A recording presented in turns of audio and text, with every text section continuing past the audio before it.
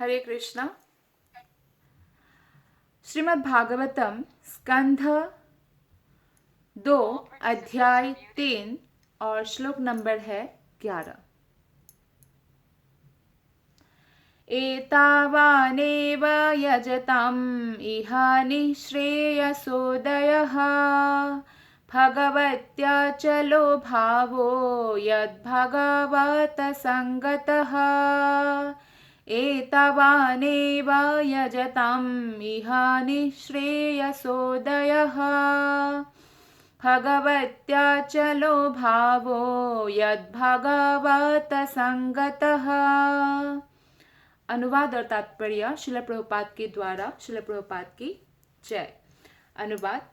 अनेक देवताओं की पूजा करने वाले विविध प्रकार के लोग भगवान के शुद्ध भक्त की संगति से ही सर्वोच्च सिद्धिदायक वर प्राप्त कर सकते हैं, जो भगवान पर अविचल आकर्षण के रूप में होता है।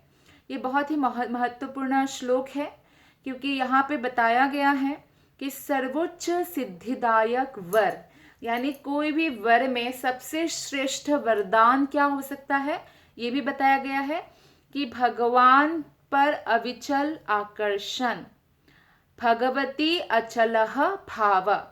और ये भाव हमें केवल और केवल भगवान के शुद्ध भक्त के संगति पर ही मिल सकता है। शुद्ध भक्त यानी जो भगवान के कहे अनुसार जीवन जी रहे हैं। ऐसा नहीं कि वो सिर्फ लेक्चर देते हैं, वो जीवन भी जीते हैं, प्रैक्टिकल एप्लीकेशन भी अपने जीवन पर कर रहे हैं। और उनके पास प्रामाणिक गुरु है। ऐसा नहीं कि इधर से सुन लिया, उधर से सुन लिया, थोड़ा पढ़ लिया और बस अब हो गया, ऐसा नहीं है। उनके पास प्रामाणिक गुरु होते हैं, जिससे वो उन एक एक चीज को शास्त्र का सीखते हैं, अभ्यास करते हैं।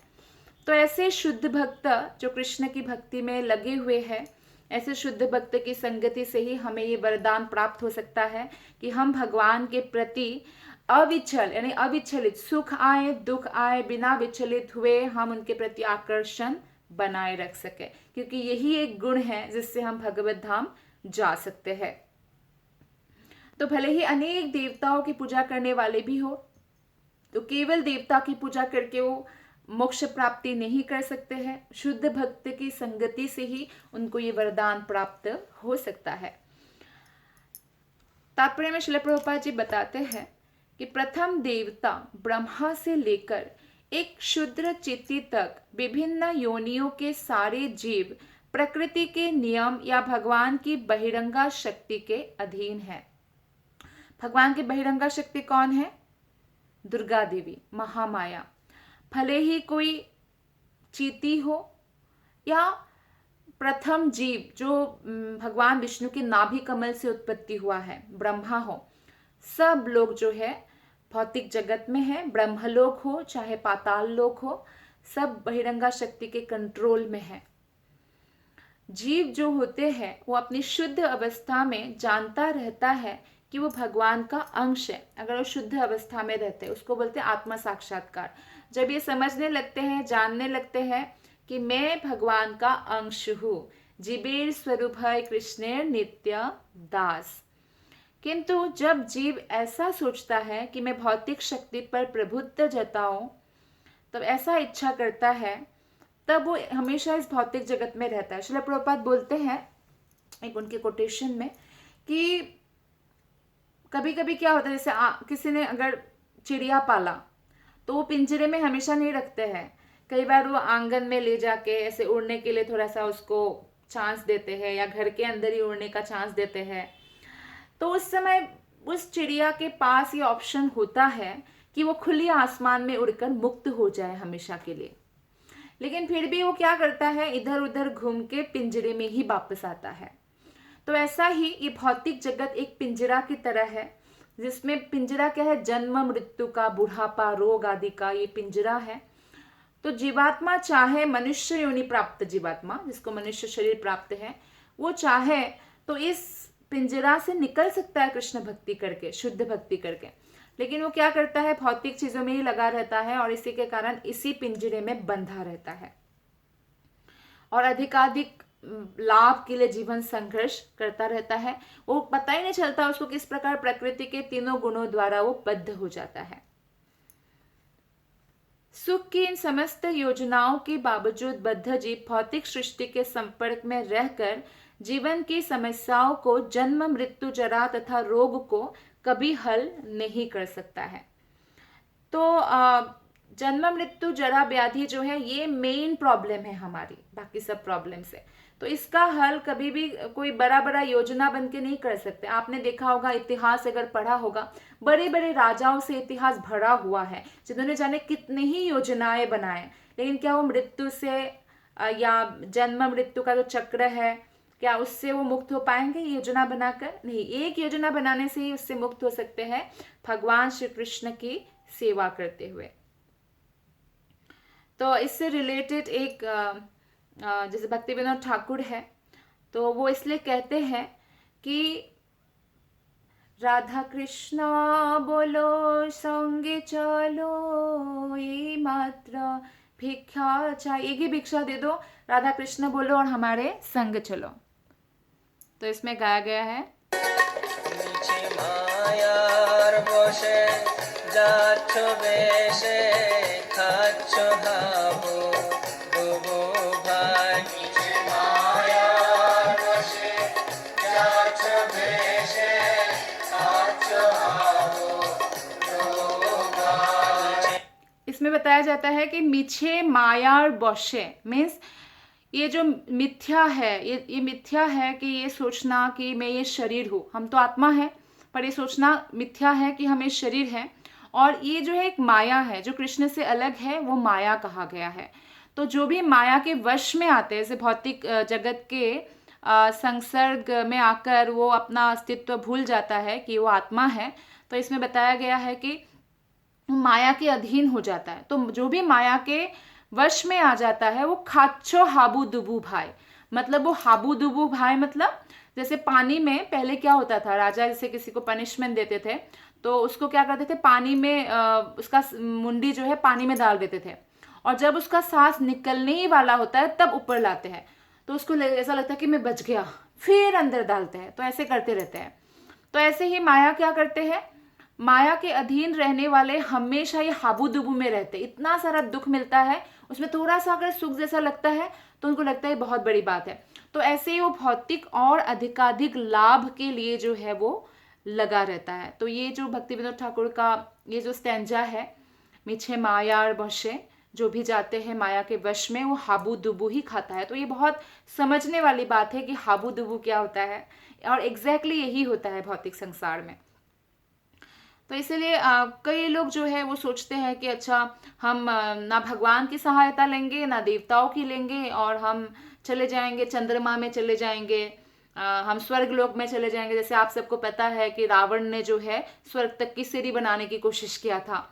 तो ये हो नहीं सकता है, ईश्वर का यानी कृष्ण का सहायता लेना पड़ेगा, नहीं तो देवताओं की सहायता लिए बिना या कृष्ण की सहायता लिए बिना ज्ञान के तथाकथित वैज्ञानिक विकास से मनुष्य ये जो समस्या है इसका हल नहीं कर सकता। कोई अगर कर्मकांड में भी है, देवताओं की उपासना में लगे रहे हैं, लेकिन फिर भी क्योंकि वो यज्ञ करते हैं और उस यज्ञ का जो भाग है वो कृष्ण को पहले अर्पित किया जाता है देवताओं के द्वारा, फिर कृष्ण उनको प्रसाद देते हैं, और कोई वर देना है तो कृष्ण से अनुमति मांगा जाता है। तो इस प्रकार से देवतागण भी भगवान पर ही निर्भरशील है। तो इस बात को समझना बहुत जरूरी है, तब जाके इन समस्याओं का हल निकल सकता है। कई लोग बोलते हैं देवता वगैरह काल्पनिक है, कहाँ है देवता, यहाँ तक कि ऐसे बोलते हुए सुना है कि अच्छा वो पवन पुत्र है भीम, क्या वायु तो ऐसे वायु है, वायु का बच्चा कैसे होगा क्योंकि वो अपने बुद्धि से सोचता है कि हमारा शरीर है और ऐसा एक शरीर चाहिए स्त्री का, तब जाके बच्चा होगा। ये गलत सोच है। ब्रह्मा जी के लिए कोई स्त्री की जरूरत नहीं है, सारे ब्रह्मा के मानस पुत्र हैं, नारद मुनि चार कुमार जितने भी है सब मानस पुत्र हैं। तो इस तरह से भी बच्चा हो सकता है। तो ये हायर लेवल का है। या जैसे कि तो वो हर बात को ऐसे सोचते हैं कि पवन देवता मतलब उनका कोई आकार नहीं है, वायु का कहाँ आकार है, ऐसा नहीं है। यहाँ पे बताया गया है देवता ना तो मिथ्या है ना काल्पनिक है, कल्पना द्वारा नहीं बनाया गया है। देवता हमारी ही तरह, जैसे हम है वास्तविक, वैसे देवता भी हमारी तरह वास्तविक है और भगवान की सेवक होने के कारण बहुत पावरफुल है हम सबसे। वो भी जीवात्माएं हैं लेकिन पावरफुल है, और वो भगवान की ही, ये जो भगवान ने भौतिक संसार बनाया उसके किसी किसी की मैनेजमेंट में वो नियुक्त किए गए हैं कृष्ण द्वारा, लगे हुए हैं, इसलिए वो अत्यधिक शक्तिशाली है। और ये शक्ति कहाँ से मिलती है उनको? भगवान श्री कृष्ण से। लेकिन जो निपट भौतिकतावादी लोग हैं वो ना ईश्वर पर भरोसा करते हैं, ना देवता के अस्तित्व पर भरोसा करते हैं, और ये विश्वास भी नहीं करते कि भिन्न भिन्न लोकों में विभिन्न देवताओं का आधिपत्य है। तो चंद्रलोक जाना है तो वहां पे जाने के लिए जैसे बहुत लोग चातुर्मास्य व्रत करते हैं, चांद्रयान व्रत करते हैं, तो ऐसे अनेक प्रकार का जो है उनको उपाय लेना होगा जहां जिस ग्रह में भी जाना है। तो ये जो निपट भौतिकतावादी होते हैं, नास्तिक होते हैं, इन सब बातों को स्वीकार नहीं करते हैं। लेकिन स्वीकार करें ना करें तो जो शास्त्र में लिखा गया है वो सत्य ही है। तो कई बार ऐसा भी आपने सुना होगा, अखबार में आया भी था कि चंद्रमा में जो है जमीन बेचे जा रहे हैं। तो ये झूठा विज्ञापन है, और इसके बावजूद गर्वित विज्ञानी या निपट भौतिकतावादी वहां नहीं रह सकते, वहां नहीं जा सकते हैं। अन्य लोगों की तो बात करना ही व्यर्थ है जब चंद्रमा ही नहीं जा सकते हैं, क्योंकि उनमें वो वहां जाने का जो तरीका है उनको वो अपनाना पड़ता है। लेकिन जो वेदों के अनुयायी हैं, जो शास्त्रों को मानते हैं, वे भिन्न विधि से ज्ञान प्राप्त करते हैं। वे वैदिक साहित्य के कथनों को प्रमाण मानते हैं, जैसा कि हम पहले भी पढ़ चुके हैं प्रथम स्कंद में। इसीलिए उन्हें ईश्वर तथा देवताओं के विषय में और उसी के साथ साथ भौतिक जगत की जो भी परिधि है, भौतिक जगत के बारे में पूरा पूरा संतोषजनक ज्ञान होता है। जैसे हमारे शास्त्र में पहले ही लिखा है, ऑब्वियसली 5000 साल पहले लिखित अवस्था दिया गया शास्त्र, जो कि पहले से भी चल रहा था। तो उसमें साफ साफ बताया गया था कि सूर्य के चारों ओर पृथ्वी घूमती है। लेकिन पहले के वैज्ञानिक इस बात को नहीं मानते थे। वो लोग जो आंखों से देखते हैं उसी को मानते, तो सूर्य पृथ्वी के चारों ओर घूमते ऐसा मानते थे। पर बाद में क्या प्रमाणित हुआ? जो शास्त्र में बताया गया वही प्रमाण हुआ ना। तो इससे पता चलता है कि हमारे शास्त्र कितना प्रामाणिक है। दूसरा है, वो लोग नहीं मानते थे कि पेड़ पौधों में भी जान होती है। पहले नहीं मानते थे वैज्ञानिक, बाद में जब जगदीश चंद्र बोस ने प्रमाणित किया तब मानने लगे। शास्त्र में बताया गया है कि गाय की मूत्र, गोबर सब कुछ बहुत प्योर होता है। पहले नहीं मानते थे, अब मानते हैं, उससे मेडिसिन भी बनाया जाता है। पृथ्वी और बाकी ग्रह सूर्य के चारों ओर परिक्रमा करते हैं, और सूर्य को लेकर समस्त ग्रह नक्षत्र ध्रुव तारा की परिक्रमा करते हैं। ये भले ही वैज्ञानिक माने ना माने, पर ये भी सत्य है। तो ऐसे अनेक बातें हैं जो सत्य है। जैसे चैतन्य महाप्रभु का कलयुग के 4500 साल बाद आना जो लिखा है, उनके माता पिता का नाम लिखा है, क्या करेंगे वो लिखा है, बुद्ध का आना लिखा है, चाणक्य पंडित का आना भी लिखा है। तो ऐसी बहुत सारी बातें हैं जिससे प्रमाणित होता है कि शास्त्र कितना प्रामाणिक है। वैज्ञानिक बहुत सारी चीजों को नहीं ढूंढ पाते, जैसे 84 लाख योनि है और वैज्ञानिक अब तक 22 लाख या कुछ लाख ढूंढ पाए हैं, 84 लाख नहीं ढूंढ पाए। लेकिन नहीं ढूंढ पाए तो भी ये सत्य है, और आगे आगे हो सकता है ढूंढ पाए भी। लेकिन कहने का तात्पर्य यह है कि हमें शास्त्र पर विश्वास रखना चाहिए, और ऐसा नहीं है कि हम कहीं भी किसी की भी पूजा करें और कहीं भी पहुंच जाएंगे। हम जिसकी पूजा करेंगे हम वही पहुंचते हैं। फॉर एग्जाम्पल, भागवत गीता में 9th चैप्टर के 25th श्लोका में भी इसकी पुष्टि हुआ है। यान्ति देवव्रता देवान् पितृयान्ति पितृव्रतः भूतानि यान्ति भूतेज्या यान्ति मद्याजिनोऽपि माम्। देवताओं के उपासक देवताओं के लोकों को जाते हैं, और पितरों को पूजने वाले बहुत सारे अपने पूर्वजों को पूजते हैं ना, तो वो लोग पितर लोग जाते हैं। और जो भौतिकतावादी है वो भौतिक जगत में रह जाते हैं। यहाँ पे भौतिक जगत मतलब जैसे यहाँ पे इस पृथ्वी में ही उनका जन्म हुआ, कोई कुछ जानवर हुआ, कुछ मछली हो गए, कुछ अलग अलग पौधे हो गए, ऐसे भी होता है। मनुष्य ने भी मिल सकता है अगर ऐसा कर्म है उनका। तो और कई लोग होते हैं जो भूतों की पूजा करते हैं, तो भूतों के बीच में जन्म लेते हैं, किंतु भगवान के भक्त भगवान के धाम पहुंचते हैं।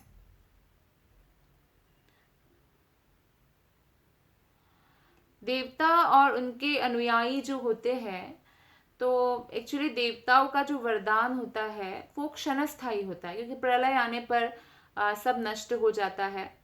लेकिन जो भगवत धाम पहुंचता है, वो भले ही भौतिक जगत में ब्रह्मांड में प्रलय आए कुछ आए, वो हमेशा वहाँ एक शाश्वत जीवन का भोग करता है, और परमानेंट होता है, टेम्पोररी नहीं होता है। ये वैदिक साहित्य का मत है, और इसलिए हमें भगवत धाम जाने का ही प्रयत्न करना चाहिए।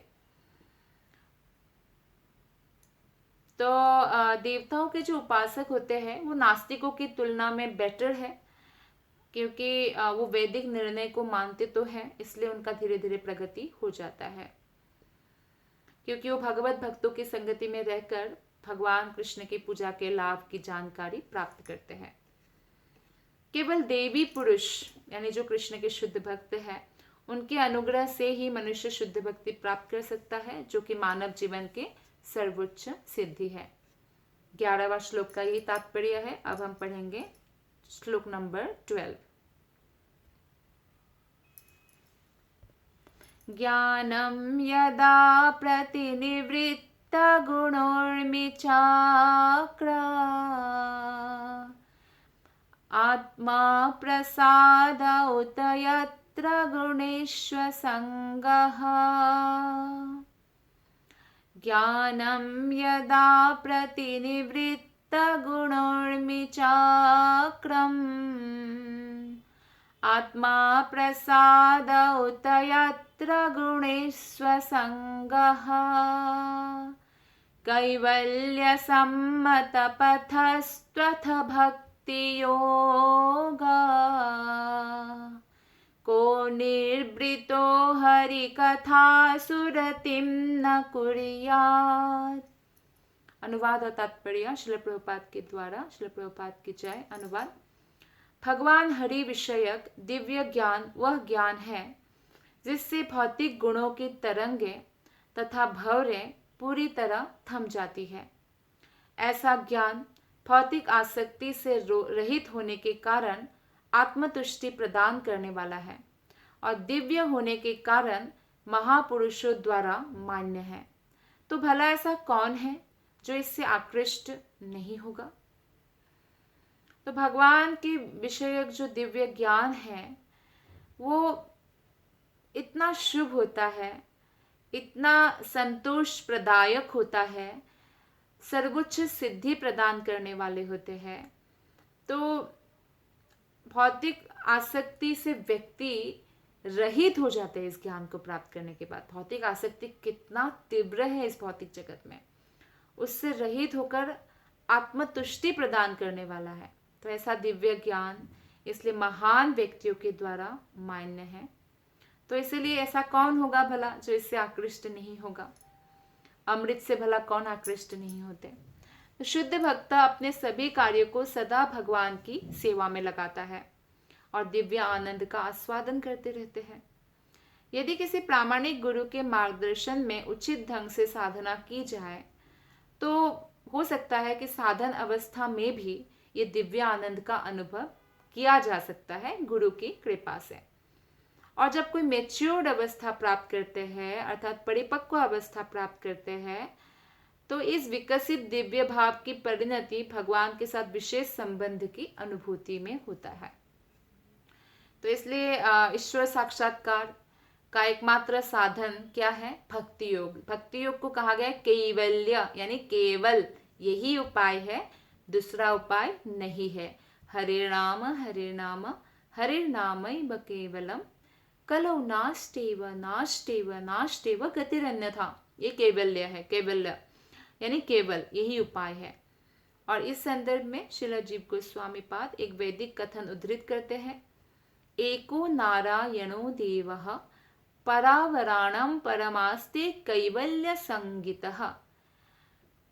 और यह प्रतिपादित करते हैं कि भगवान नारायण ही कैवल्य है, वही केवल मुक्ति प्रदान कर सकते हैं, कोई और नहीं दे सकते मुक्ति। और उनकी भक्ति से ही केवल वैकुंठ जगत में हम कदम रख सकते हैं, अन्यथा नहीं रख सकते हैं। और जिस साधन से मनुष्य भगवान तक पहुंचता है उसको कहा गया है कैवल्य पंथा, अर्थात भगवान तक पहुंचने का एकमात्र साधन। कैवल्य पंथा भगवान संबंधी कथाओं के श्रवण से प्रारंभ होता है और ऐसी हरि कथा सुनने का स्वाभाविक परिणाम दिव्य ज्ञान का लाभ है, जिससे संसारी कथाओं से विरक्ति उत्पन्न होती है और विषयों के लिए भक्तों में कोई रुचि नहीं रहता है कि मैं ये भौतिक इंद्रिय तृप्ति कर लूँ, इसमें कोई रुचि नहीं होती है। भक्त के सारे कार्यकलाप कुछ भी वो करे, भक्त भले ही वो भौतिक जगत में सामाजिक या राजनीतिक कोई भी कार्य करे, भले ही वो राजा के पद में भी हो, तो वो सब आकर्षक हो जाता है क्योंकि वो हर कार्य कृष्ण से जोड़ देते हैं। लेकिन अगर अन्यथा कृष्ण को नहीं जोड़े तो उसको बोला गया अनाकर्षक प्रतीत होते हैं। तो युक्त वैराग्य बहुत इंपॉर्टेंट है। भक्त जो करते हैं, मान लीजिए वो राजा भी है, तो वो भगवान के प्रति समर्पित होकर अपना ड्यूटी कृष्ण कॉन्शियस यानी कृष्ण भावना में रहकर निभाते हैं, तो इसलिए वो आकर्षणीय हो जाता है। और अगर कृष्ण को माइनस करके कोई ऐसा करते हैं तो वो भक्तों के लिए अनाकर्षक हो जाता है। तो ऐसी दशा में जब उनकी जो है मति कृष्ण में लग जाता है पूरी तरह से, तो भौतिक गुणों के तरंगों से वो विचलित नहीं होता, सत्वगुण रजोगुण तमोगुण से वो ऊपर उठ जाता है।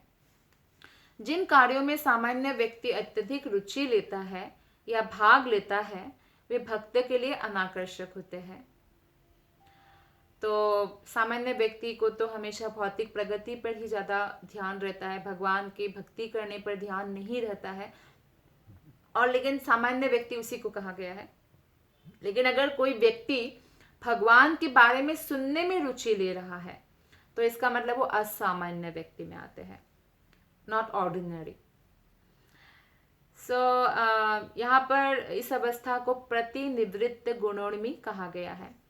जो प्रथम कोटि के भगवत भक्त होते हैं, महाभागवत, भक्ति द्वारा इस अवस्था को प्राप्त करता है। श्री रूप गोस्वामी ने शुद्ध भक्त के इस कार्य को निर्बंधः कृष्ण संबंधे युक्तम वैराग्यम उच्यते कहा है। यदि सांसारिक कार्यों को भगवत भक्ति में जोड़ दिया जाए, जैसे कि हमने अभी बात किया कि राजा है तो कृष्ण भक्त राजा है, तो उनका हर कार्य जो है कैवल्य कार्य बन जाता है क्योंकि वो भगवान की सेवा में लगा रहता है। जैसे कि युधिष्ठिर महाराज, अर्जुन, अम्बरीश महाराज, जनक महाराज, ऐसे अनेक महाराजा है जिसको राजर्षि भी कहा गया है। श्लोक नंबर 13। इत्याभिव्याहृतं राजा निशम्य भारतर्षभः किमन्यत् पृष्टवान् भूयो वैयासकीं ऋषिं कविम्। शौनक ने कहा, व्यासपुत्र श्रील सुखदेव गोस्वामी अत्यंत विद्वान ऋषि थे और बातों को काव्यमय ढंग से प्रस्तुत करने में सक्षम थे। अतएव जो कुछ उन्होंने कहा उसे सुनने के बाद महाराज परीक्षित ने उससे और क्या पूछा। ये नैमिषारण्य में बैठे हुए शौनक आदि ऋषि सुत गोस्वामी से प्रश्न करते हैं कि आगे क्या पूछा गया प्रश्न। भगवत भक्त में सारे देवी गुण स्वतः विकसित होता है। केवल कृष्ण भक्ति में लगे रहने से ही वो ईर्ष्या से मुक्त होते हैं। नहीं तो आज आप समाज में देख सकते हैं कि छोटी छोटी बातों से लोग ईर्ष्यालु हो उठते हैं और ये ईर्ष्या एक ऐसा आग है जो व्यक्ति को जला देता है, किसी भी हद तक उसको ले जा सकता है, एकदम पशु बन जाता है व्यक्ति। तो ईर्ष्या भयंकर है और ये एक बीमारी हो जाती है फिर। तो इसलिए हम अगर भगवान की भक्ति में लगे रहेंगे तो ईर्ष्या नामक आग में हम नहीं जलेंगे, तो हमारे अंदर वो दिव्य गुण प्रवेश करने लग जाते हैं। इन गुणों में से कुछ महत्वपूर्ण गुण हैं जो भक्तों के अंदर होना चाहिए। और ये जो 26 गुण हैं इसका वर्णन कृष्णदास कविराज गोस्वामी ने चैतन्य चरितामृत में भी किया है। दयालु, भगवान के भक्त दयालु होते हैं। जीवे दया नामे रुचि, हरि नाम में रुचि होता है और जीवों के प्रति अत्यंत दयालु होता है। जैसे कि पहले एक जो शिकारी थे मृगारी नामक, तो वो पशुओं को अधमरा अवस्था में तरपा तरपा कर मारता था। लेकिन जब नारद मुनि ने उनको प्रचार किया और बताया कि ये सब करने से आपको नरक में इन्हीं पशुओं के द्वारा आपका जो है मांस खाया जाएगा, आपको बहुत कष्ट होगा, तो इससे अच्छा जो है आप इसका प्रायश्चित्त करो, हरि नाम जप करो, गंगा के तट पर निवास करो, तुलसी का रोपण करो, तुलसी की सेवा करो, परिक्रमा करो, जल प्रदान करो इत्यादि। तो ऐसा ही किया मृगारी ने। और फिर वो इतने बड़े भक्त हो गए। बहुत साल बाद जब पर्वत मुनि को लेके नारद मुनि उनसे मिलने आए तो देखकर हैरान थे कि क्योंकि दंडवत करना चाहते थे वो मुनिवर को, लेकिन एक कुछ चींटी चल रहा था वहां से, तो वो चींटियों को धीरे से चादर से हटा के दंडवत प्रणाम कर रहे थे, कहीं मर ना जाए। जो पशुओं को निर्दयता से मार देते थे, अधमरा अवस्था में तरप तरप के मरने के लिए छोड़ देते थे, वो व्यक्ति आज चींटी तक भी नहीं मारते। मतलब वो दयालु हो गए। क्यों दयालु हो गए? क्योंकि कृष्ण के भक्त हो गए इसलिए। और कैसे होते हैं? शांत होते हैं। भगवान कृष्ण के जो भक्त होते हैं वो उनका जो नेचर होता है वो शांत, यानी हर स्थिति में जो है वो अपने शांत, जो एक मन का जो शांति है उसको नहीं खोते, विचलित नहीं होते हैं, भगवान की भक्ति में लगा रहता है। ऐसा क्यों? क्योंकि शांत कैसे होता है? क्योंकि उसका मन निरंतर कृष्ण के चरण कमलों में स्थित रहता है, इसलिए वो शांत होता है। नेक्स्ट है सत्यवादी। सत्य बहुत है लेकिन परम सत्य जो है वो है कृष्णा। तो वो जब भी मुंह खोलते हैं भगवान के बारे में ही बातचीत करते हैं।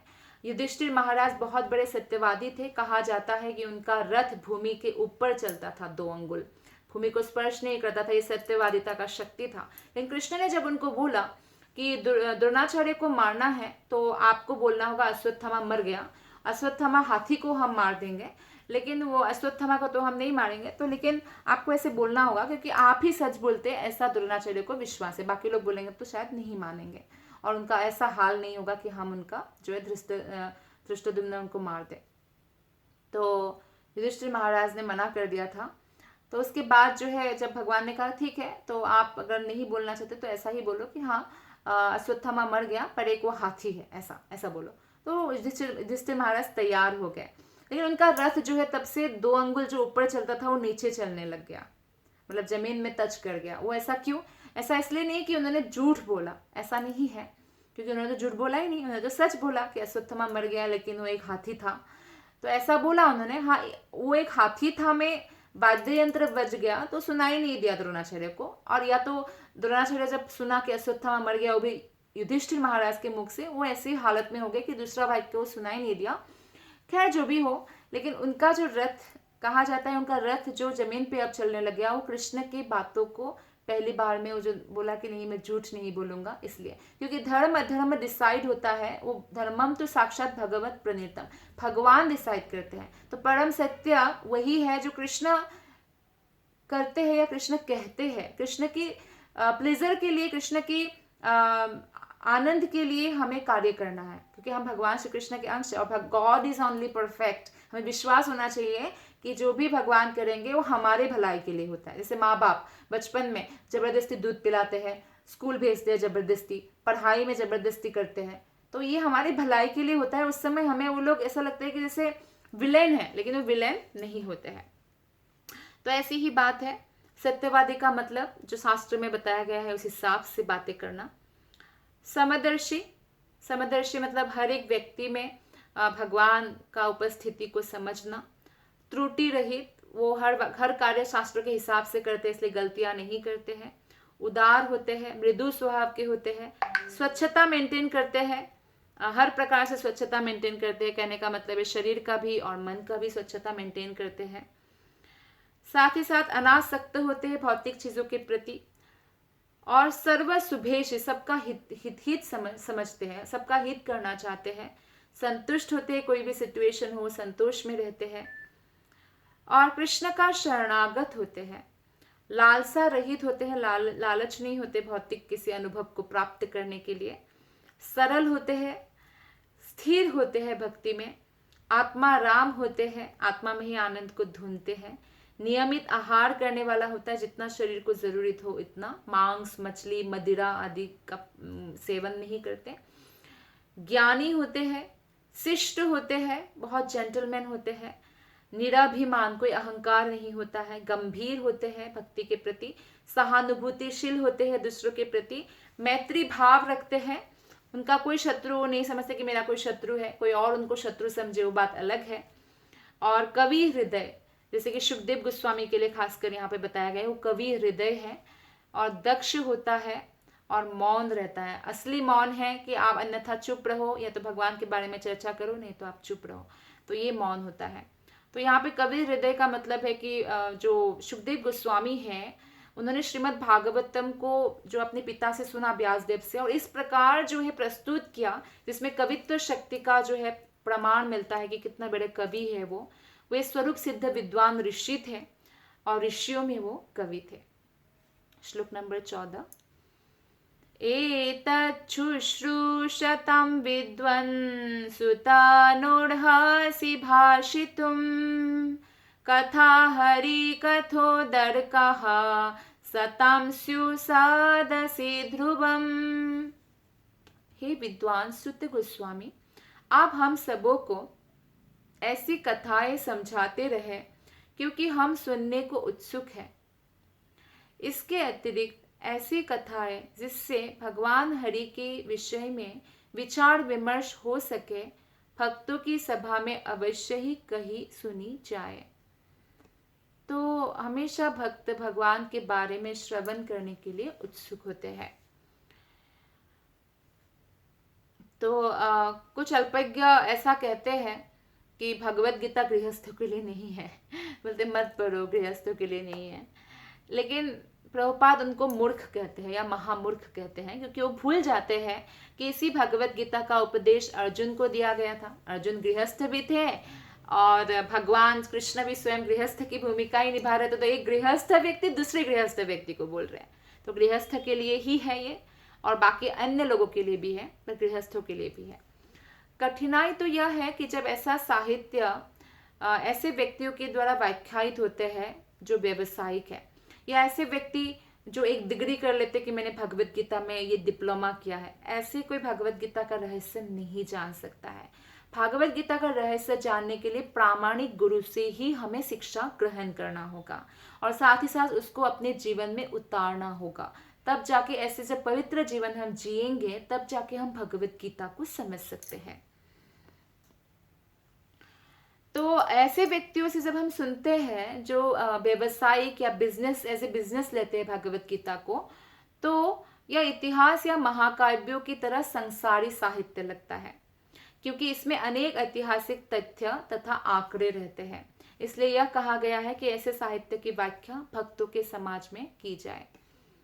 वे समस्त जीवों के पथ प्रदर्शक हैं। भगवान श्री कृष्ण और पतितात्माओं के उद्धार हेतु वो बार बार इस भौतिक संसार में अपने चरण कमलों को रखते हैं, लीला करते हैं। नहीं तो भगवान इतना ऊपर गोलक धाम में रहेंगे, कभी भी नहीं आएंगे, तो हम उनकी लीलाओं की चर्चा नहीं सुनेंगे, लीला स्थली का दर्शन नहीं कर पाएंगे, तो हमारा उद्धार कैसे होगा। तो हमारे लिए ही भगवान आते हैं। तो हम ऐसे बोल सकते हैं कि 5000 साल पहले ही तो आया। अगर कोई बोले नहीं 50 करोड़ वर्ष पूर्व आया था, तो भी हमें इतना इंटरेस्ट नहीं होगा। तो पतितों के उद्धार के लिए भगवान अपनी इच्छा से, अपने अंतरंगा शक्ति से अवतरित होते हैं। इस तरह वे एक सामाजिक, राजनीतिक और धार्मिक नेता की भी पूरी भूमिका निभाते। हम देखते भगवान लीडर थे और धर्म युद्ध का भी लीडर थे। वो राजनीतिक कार्य भी करते थे द्वारका में, और सामाजिक कार्य भी। तो ये सब जो भूमिकाएं हैं भगवान की, तो भगवान की कथा की चर्चा में ये सब बातें आती है, और ये सारी की सारी बातें दिव्य है, ताकि मनुष्य जो है अपने आप से लिंक कर सके कि भगवान ने ऐसा किया है। जैसे भगवान ने गुरु धारण किया है, तो हमें भी गुरु धारण करना है। तो भगवान इस प्रकार से गो सेवा किया, तो हमें भी करना चाहिए इस प्रकार से। तो मानव समाज की नागरिक कर्तव्यों के आध्यात्मिकीकरण का यही उपाय है कि जो भी कर्तव्य करे वो भगवान के प्रति समर्पित होकर करे, भगवान के लिए करे। लोगों में इतिहास तथा अन्य संसारी साहित्य यथा कहानी, उपन्यास, नाटक, पत्रिका, समाचार पत्र पढ़ने की प्रवृत्ति होती है। इसलिए वे उन्हें भगवान के साथ, सेवा के साथ क्यों ना जोड़ लिया जाए, जिससे वे सभी भक्तों द्वारा आस्वादनीय कथाएं बन जाए। तो अगर कोई समाचार पत्र भी निकल रहा है, तो उसमें भगवान के बारे में भी चर्चा होनी चाहिए। और कोई नाटक हो रहा है, तो वो भी भगवान से रिलेटेड होना चाहिए। तो इससे क्या होगा, वो दिव्य हो जाएगा सिर्फ कृष्ण को जोड़ने से। जितने ही भगवान के दिव्य कार्यकलापों से दूर हटते जाते हैं व्यक्ति, उतना ही संसारिक कार्यों में व्यस्त हो जाते हैं और भगवत धाम जाने के बजाय वो नरक जाने का रास्ता बना लेता है। भगवान के सारे शुद्ध भक्त परमहंस हैं। वो उन हंसों के समान हैं जो दूध तथा पानी का अगर मिक्सचर कर दिया गया तो उसमें वो दूध पी लेंगे और पानी छोड़ देंगे। ऐसी कला होती है हंस में। तो आप देखिए, आज से 50 साल पहले चले जाइए तो हम तब भी देखते हैं कि सभी भारतीयों की जो सामाजिक जो संरचना थी उतना सुव्यवस्थित थी कि लोग ऐसे साहित्य पढ़ते थे जो आध्यात्मिक हो, जो आजकल लोग नहीं पढ़ते मैक्सिमम लोग। और ऐसा नाटक वो खेलते ही नहीं थे जो भगवान से रिलेटेड नहीं हो। ड्रामा भी आप देखिए, ड्रामा भी होता था, भगवान पर होता था पहले। और जो है कोई ऐसा मेला भी आप देखिए, राम नवमी में जो मेला लगा या कुछ ऐसा मेला, राम जी का कुछ नाटक हो रहा है उसमें, तो ये सब मेलाएं पहले के लोग करते थे, इस उत्सव का आयोजन करते थे, अन्यथा दूसरे उत्सव का आयोजन नहीं करते। कितने भी क्लासिकल सॉन्ग आप ले लीजिए, सब भगवान पर बनाया गया है। और अब जो है उसका मतलब अलग अलग तरीके से ले जा रहे हैं, वो बात अलग है, लेकिन भगवान पर ही बनाया गया है सारा। और पहले के लोग ऐसे स्थानों में जाते थे, छुट्टी मनाने पवित्र स्थान में जाते थे, भगवान के दर्शन करने जाते थे। और बर्थडे भी आए तो भगवान के मंदिर जाते थे, आशीर्वाद प्राप्त करते थे कि मैं ये जन्म सफल कर पाऊँ। इसलिए देहात का सामान्य व्यक्ति तक रामायण, महाभारत, गीता तथा भागवत के बारे में अपने बचपन से ही चर्चाएं करने लगता था। पहले के लोगों को पता होता था ऑलरेडी ये बात, जो आज बहुत लोगों को पता ही नहीं है। श्लोक नंबर 15। सवे भागवतो राजा पांडवेयो महारथः बाला क्रीडानके क्रीडन् कृष्ण क्रीडं य आददे। पांडवों के पौत्र महाराज परीक्षित अपने बाल्यकाल से भगवान के महान भक्त थे। वे खिलौने से खेलते समय भी अपने कुलदेव की पूजा का अनुकरण करते हुए भगवान कृष्ण की पूजा किया करते थे। जब छोटा बच्चा था परीक्षित, तब भी वो कृष्ण के महान भक्त थे। उन्होंने तो गर्भ में ही भगवान को देख लिया था, क्योंकि अश्वत्थामा ने जब ब्रह्मास्त्र छोड़ा तो भगवान ने उनको ब्रह्मास्त्र के प्रकोप से रक्षा किया। तो भगवान अंगूठे के समान छोटा रूप धारण करके 4 हाथों वाला भगवान विष्णु रूप में उनको दर्शन दिया था। तो बच्चा ने तो परीक्षित ने देख ही लिया था, माता के गर्भ में भगवान का दर्शन कर लिया था, तो वो कितना बड़ा भक्त होगा। और बचपन में जैसे आप घर के सब लोग कृष्ण की पूजा करते हैं, तो कृष्ण भक्त की बच्चा जिद करता है ना, हमें भी कृष्ण ला के दो, हम भी पूजा करेंगे, हम भी खिलाएंगे पिलाएंगे उनको। ऐसा करते भी है। वो अपना जगन्नाथ बलदेव सुभद्रा रखेंगे या राधा कृष्ण रखेंगे टॉय वाला, और रख के अपना मंदिर बनाएंगे। जैसे माता पिता का मंदिर है अलग, तो अपना जूठ मूठ का खाना बनाएंगे और भगवान को खिलाएंगे।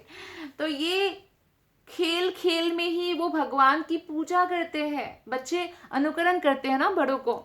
जैसे पिता अगर धोती कुर्ता पहन के मंदिर जा रहे हैं संडे संडे, मम्मी साड़ी पहन के जा रहे हैं, तो उनके अंदर भी है कि हम भी वैष्णव ड्रेस पहने और हम भी जाएं। पिता करताल बजाते, वो भी करताल बजाता है, सीखता है। मृदंग बजाते, मृदंग, तो अनुकरण करते हैं, और ये बेस्ट अनुकरण है। भगवत गीता में यह कहा गया है कि जो व्यक्ति अगर समुचित रीति से वो योगाभ्यास नहीं कर पाता है, विफल रह जाता है, तो उनका जन्म भी होता है तो मनुष्य योनि में होता है और उच्च कुल में होता है। जैसे ब्राह्मण या संपन्न क्षत्रिय राजाओं के घर परिवार में, या वणिकों के वैश्य परिवार में जन्म लेंगे जहाँ धन की कोई कमी ही नहीं है, तो ऐसा अवसर प्रदान किया जाता है। किंतु महाराज परीक्षित तो इन योगियों से कहीं बढ़कर है, क्योंकि वो पूर्व जन्म से ही महान भक्त थे। तो उनका जन्म कहाँ हुआ? पांडव, जो पांचों के पांचों पांडव कृष्ण के इतने सुंदर भक्त है कि कृष्ण ही उनके पीछे पीछे लगे रहते हैं, हमेशा उनकी सेवा में लगे रहते हैं। और ऊपर से बचपन से ही वो जो है भगवान के बारे में वो सुन सुनकर ही बड़े हुए हैं, कृष्ण के गुणगान, पांडवों के गुणगान। तो भगवान श्री कृष्ण की कृपा से जो है ऐसे बड़े बड़े महान आचार्यों का भी ऐसे ही जन्म होता है। श्रील प्रभुपाद कहते हैं कि कृष्ण की कृपा से उनका जन्म भी एक वैष्णव कुल में हुआ था, प्रभुपाद का जन्म। और जन्म से ही जो है वो बहुत अच्छे भक्त थे। और जब थोड़े बड़े हुए तो वो भी राधा कृष्ण उनके पापा ने लाके दिया। तो वो खेल खेल में ही राधा कृष्ण की उपासना करने लग गए और गली के सब बच्चों को इकट्ठा करके जगन्नाथ रथ यात्रा निकालते थे, सड़कों पर छोटा सा रथ बनाते थे जगन्नाथ जी को बिठाकर। तो ऐसे ही कृष्ण की पूजा का वो अनुसरण करते थे और बचपन से ही वो कृष्ण कथा सुनते थे पिता से।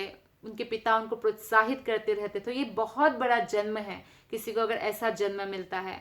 तो अगर भक्त परिवार में कोई बच्चा आता है तो कोई साधारण बच्चा नहीं है, वो हमें समझना चाहिए और उनका विशेष ध्यान रखना चाहिए। तो इस तरह से बचपन से ही प्रसाद वितरण करके दौल यात्रा, जगन्नाथ रथ यात्रा ये सब करते थे, खुले दिल से धन की व्यय करते थे। तो शिला प्रभुपाद के जो गुरु है भक्ति सिद्धांत सरस्वती ठाकुर, वो भी एक महान वैष्णव के पुत्र थे, भक्ति विनोद ठाकुर के। उनका भी जन्म ऐसे ही बड़े वैष्णव कुल में हुआ और हमेशा उनको प्रोत्साहन उनके पिता भक्ति विनोद ठाकुर से मिलता रहा भक्ति के लिए। तो सारे भाग्यशाली व्यक्ति जो सबसे एकदम बोलते हैं ना, एकदम फॉर्चुनेट, सबसे ज्यादा भाग्यशाली व्यक्ति का जन्म वैष्णव परिवारों में होता है। और ऐसे सुप्रसिद्ध मीराबाई भी वो बचपन से ही भक्ति में थी, वो कृष्ण को अपना पति समझती थी। ऐसे भक्तों का जीवन एक जैसा ही होता है, बचपन से वो कृष्ण की सेवा में लगते हैं। और बड़े बड़े भक्तों के जीवन की जो प्रारंभिक अवस्था है वो समान एक जैसा ही होता है, समानता होती है। जीव गोस्वामी के अनुसार महाराज परीक्षित ने भगवान कृष्ण की वृंदावन की बाल लीलाओं को अवश्य सुना ही होगा, क्योंकि वो अपने जो अपनी उम्र के बच्चे हैं उनके साथ उन लीलाओं का वो नकल मतलब नाटक करता था, जैसे अनुकरण करता था, खेलता था। श्रीधर स्वामी के अनुसार महाराज परीक्षित जो है गुरुजन यानी बड़ों के द्वारा जो उनके कुल देवता कृष्ण की पूजा उसका अनुकरण करते थे। और श्रील विश्वनाथ चक्रवर्ती ठाकुर ने श्रील जीव गोस्वामी के कथन की पुष्टि की है। उनके मत अनुसार महाराज परीक्षित को बाल्यकाल से ही भगवान कृष्ण की भक्ति में आसक्ति थी। ऐसे महाभागवत को नित्य सिद्ध कहा जाता है, जैसे कि परीक्षित महाराज, जिसका अर्थ है जन्म से ही मुक्तात्मा होना। किंतु ऐसे भी लोग हैं जो जन्म से मुक्त ना भी हुआ हो तो कोई बात नहीं, वो भगवान के भक्तों की संगति से उस प्रवृत्ति को विकसित करते हैं और मुक्त हो जाते हैं। ऐसे लोगों को कहा जाता है साधन सिद्ध। तो दो प्रकार के लोग होते हैं, नित्य सिद्ध जो हमेशा ही मुक्त होते हैं, और जो पहले से मुक्त नहीं होते पर भगवत भक्तों की संगति से मुक्त होते हैं वो साधन सिद्ध, साधना से। तो इसका ज्वलंत उदाहरण कौन है? महान गुरु श्री नारद मुनि है। पहले जन्म में वो एक दासी के पुत्र थे, लेकिन भक्तों की संगति के कारण वो एक महान भक्त में परिणत हो गए और उनका जो भक्तिमय सेवा है वो एक अद्वितीय जो है उदाहरण है, सबके सामने एक आदर्श है। बहुत बहुत धन्यवाद। हरे कृष्ण।